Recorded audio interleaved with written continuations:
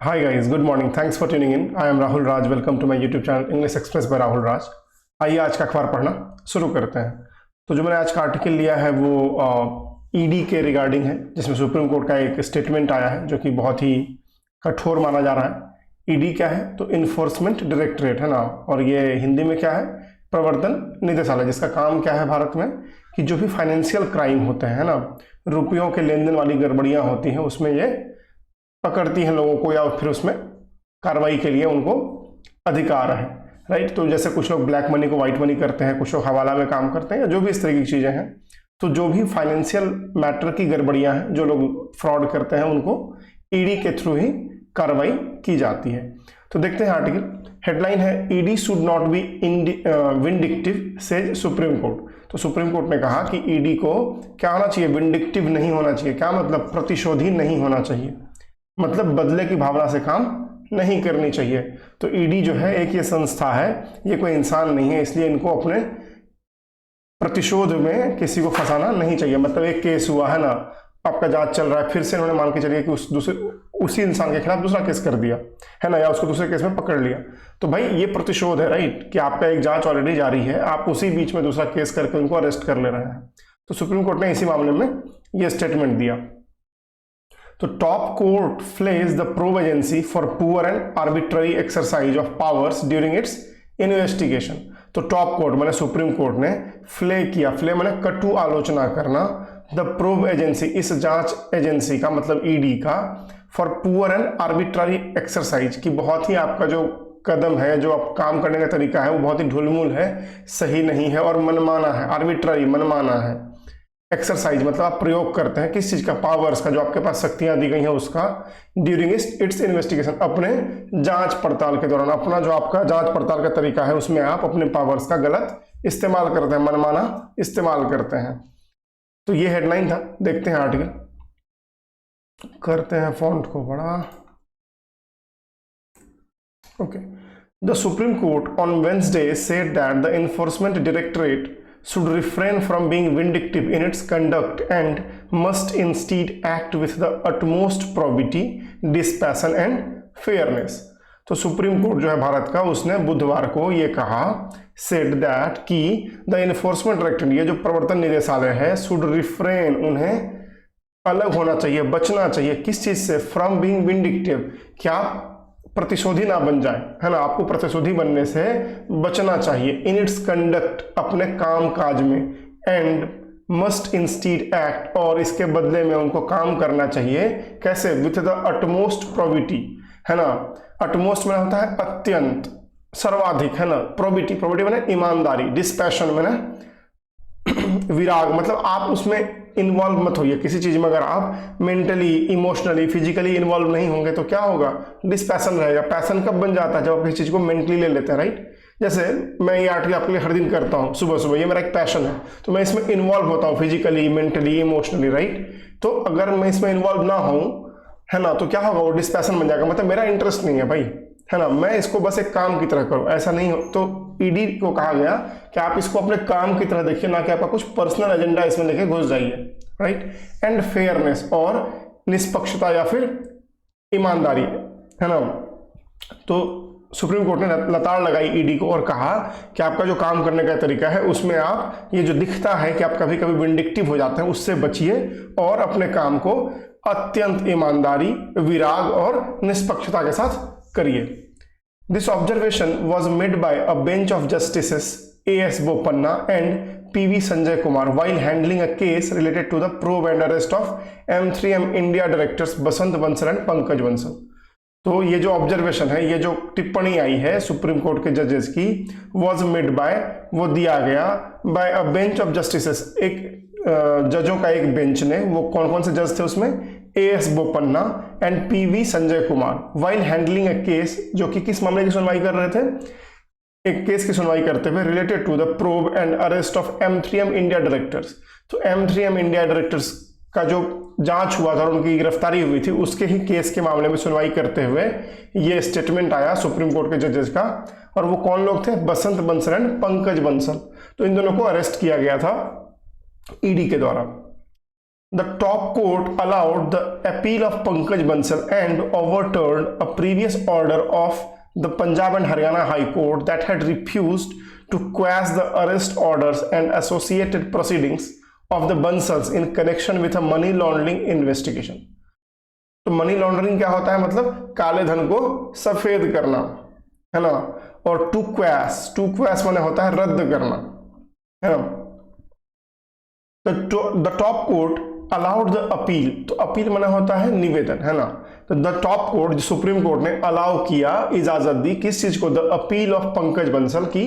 पंकज बंसल ने जो निवेदन किया था, जो कोर्ट में अपनी याचिका दायर की थी, उसको इजाजत दी।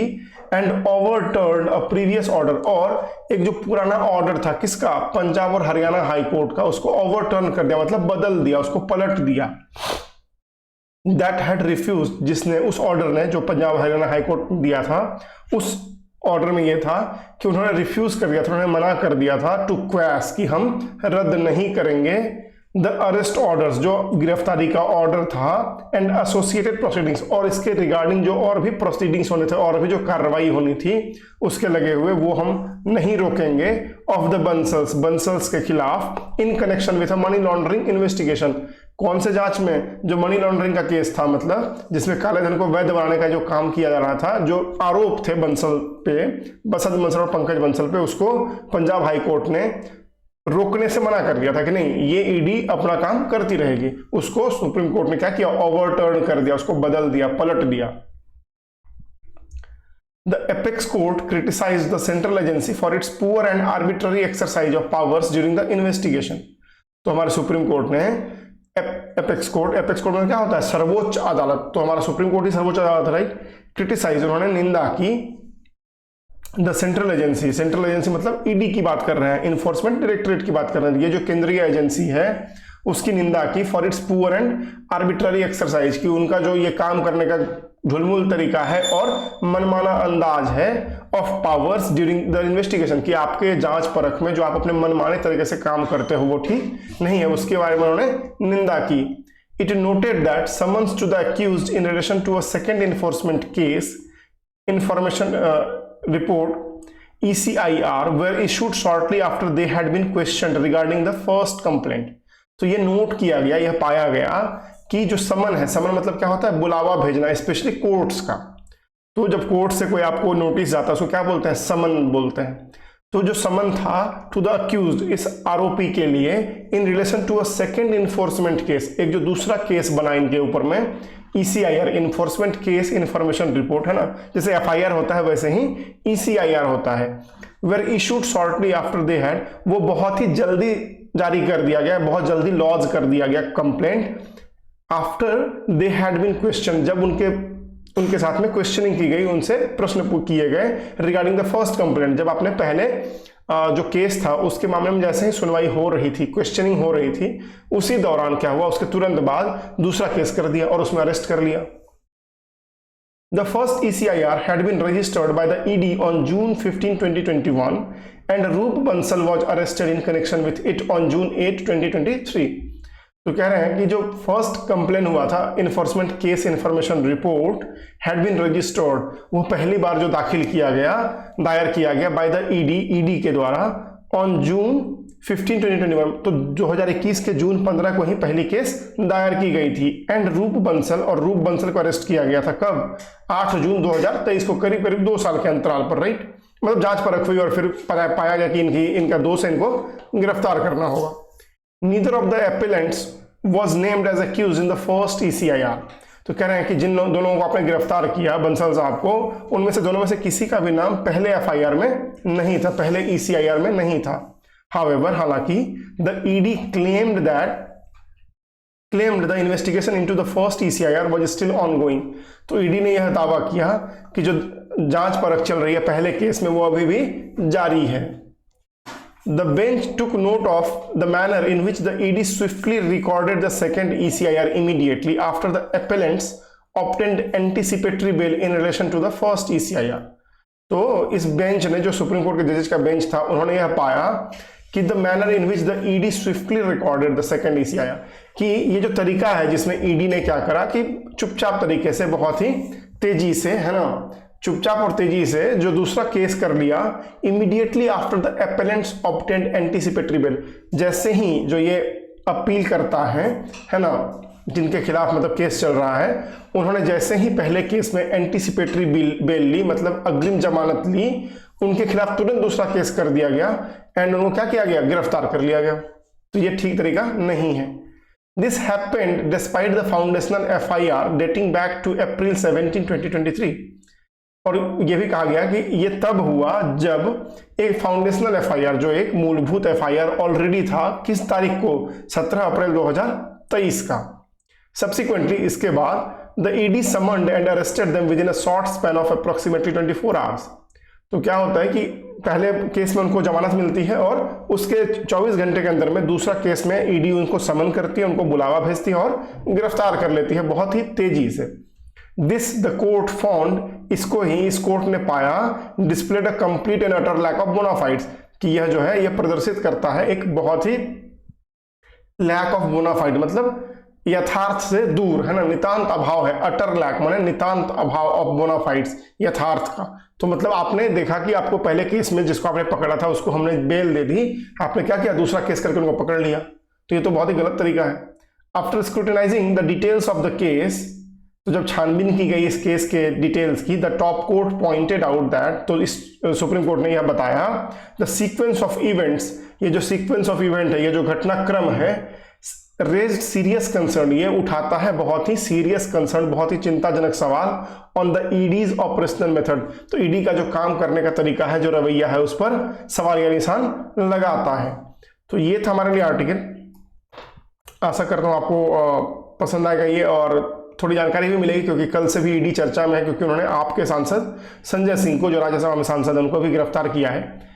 तो देखते हैं उसके बारे में अगर कुछ आता है नया अपडेट, तो हम लोग वो भी देखेंगे, सीखेंगे, जानेंगे, है ना। एक बार क्विकली सारे वर्ड्स का रिवीजन कर लेते हैं, फिर वीडियो को रैप अप करते हैं, राइट। तो पहला वर्ड था विंडिक्टिव, माने प्रतिशोधी, फ्ले कटु आलोचना करना, आर्बिट्ररी मनमाना, इन्फोर्समेंट डायरेक्टरेट प्रवर्तन निदेशालय, रिफ्रेन अलग होना, अटमोस्ट अत्यंत, प्रोबिटी ईमानदारी, डिस्पैशन विराग, फेयरनेस निष्पक्षता, ऑब्जर्वेशन टिप्पणी, अपील निवेदन, टू क्वैश रद्द करना, मनी लॉन्ड्रिंग काले धन को वैध बनाना, समन बुला भेजना, एपेलेंट्स अपीलकर्ता, स्विफ्टली तेजी से, एंटीसिपेटरी अग्रिम, अटर लैक नितांत अभाव, बोनाफाइड यथार्थ, स्क्रूटिनाइजिंग छानबीन। तो ये थे सारे वर्ड्स, मैं इसको पिन कमेंट डाल दूंगा, आशा करता हूँ आप चेकआउट करेंगे। और जो आज का आर्टिकल है उसका भी लिंक मैंने डिस्क्रिप्शन में डाल दिया है, तो आप वो भी चेकआउट कर सकते हैं, राइट। आप वहाँ जाकर के फिर ऑनलाइन पढ़ सकते हैं इसको। अगर आपको ये वीडियो अच्छा लगता है, ये कंटेंट अच्छा लगता है, तो प्लीज़ लाइक करें, शेयर करें, सब्सक्राइब करें, राइट। अगर आप फर्स्ट टाइम व्यूअर हैं, अगर आपको एक कंटेंट अच्छा लग रहा है, तो please also hit the bell icon to get the notification on the video uploads, right. Keep learning, stay motivated, और फिर मैं आपसे मिलता हूँ अगले वीडियो में। तब तक के लिए जय Hind, bye bye, happy learning, thank you.